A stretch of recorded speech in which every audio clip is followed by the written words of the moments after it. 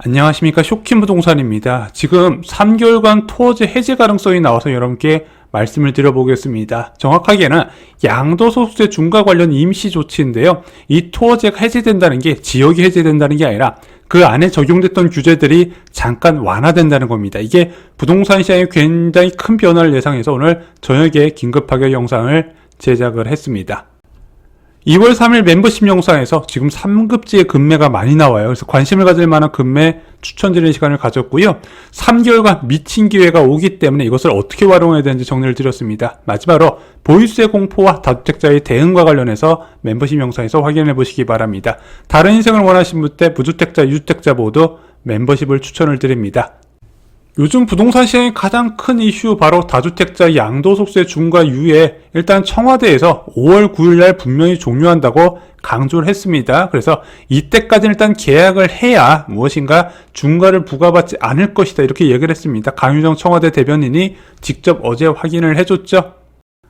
가장 크게 이슈가 되는 거는 바로 다주택자 매물 대부분이 세입자가 거주한 상태인데 지금 토어제 지역이 서울 전역과 경기도 12개 주요 지역에 지정된 상태가 아닙니까? 그럼 이 사람들이, 임대인들이 이것을 팔 수 있다? 없다? 왜? 토지거래 허가구역 지역의 아파트 매도 요건은 4개월 내 전입 가능한 주택만 가능하기 때문이죠. 이것도 세입자 확인원이 있어야 팔 수가 있는 상태라는 겁니다. 즉 다주택자 양도소득세 중과가 부활된다 하더라도 팔 수 없는 사람들이 대부분이라는 거죠.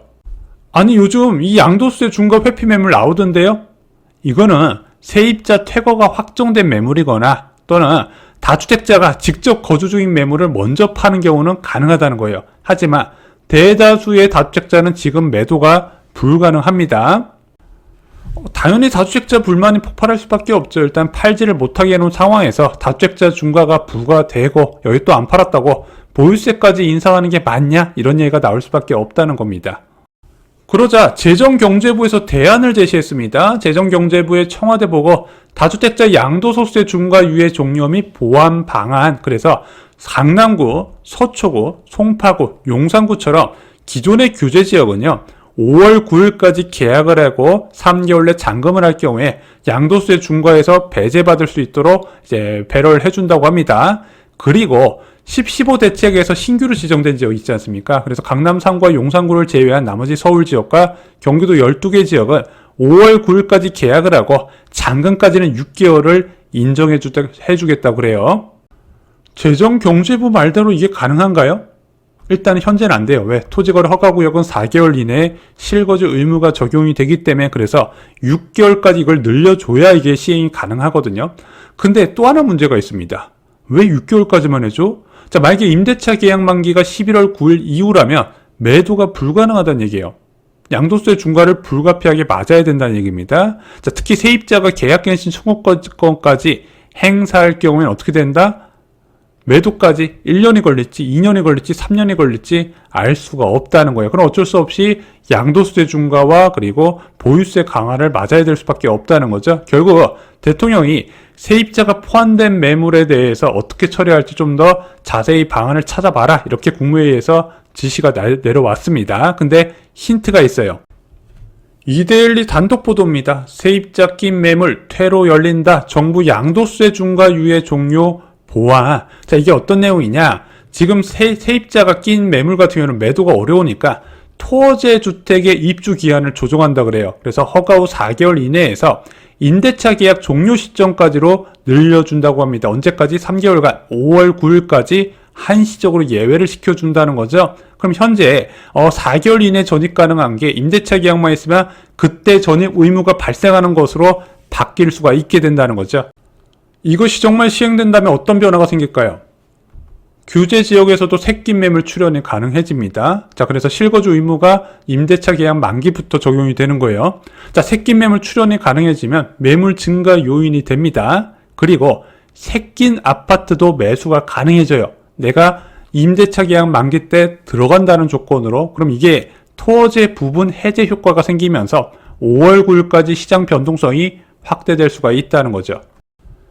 현재 시장의 가장 큰 문제는 무엇일까요? 매물이 부족하다는 거예요.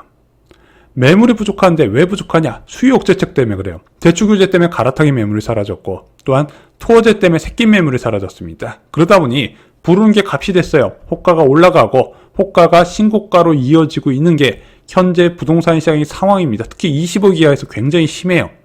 자, 근데 이게 시행이 된다면요, 당분간 매수자 우위 시장으로 전개될 가능성이 분명히 있다는 겁니다. 일단 매물이 쏟아지고요, 그리고 급하게 팔아야 되는 상황이다 보니까 아무래도 5월 9일 전까지 매도 조건으로 해서 많은 거래가 나올 수가 있다는 겁니다. 그럼 여기서 문제되는 부분이 있어요.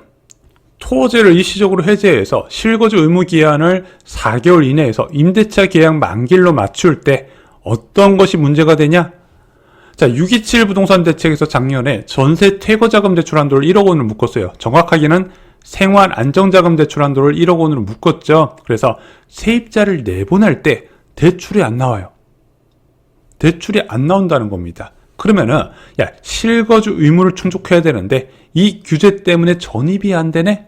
이런 문제도 생기기 때문에 해당 부분도 함께 완화돼야 시행이 가능하다, 이렇게 생각을 합니다. 지금 규제가 너무 많다 보니까 정책 담당자들도 지금 어떻게 될지 좀 갈팡질팡하는 게 보여요.